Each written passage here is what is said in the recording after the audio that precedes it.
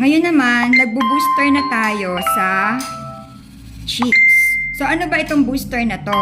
Unlike sa mga ibang traditional na HIFU, wala kasi silang collagen booster. So, ito, may collagen booster tayo. So, ibig sabihin, talagang nakaka-lift siya ng face kasi nga, yung collagen magde-develop. Or, in layman's term, tutubuan siya ng mga collagen ngayon. Kaya nga collagen booster.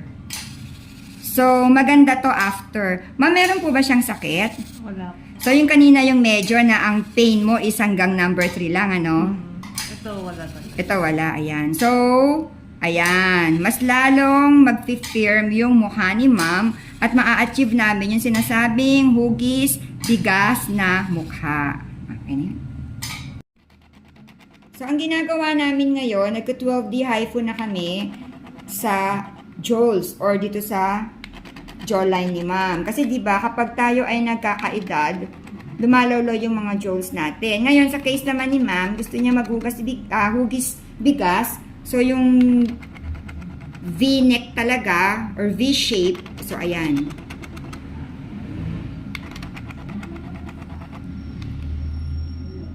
Tinaasa namin yung frequency ni ma'am. Kaya naman daw niya. Kasi pag mas mataas, mas maganda dahil mas malalim yung tusok. Ma'am, dinidiinan ko po okay lang? Sige, kaya mo. Actually, pati yung double chin nakukuha natin dito eh.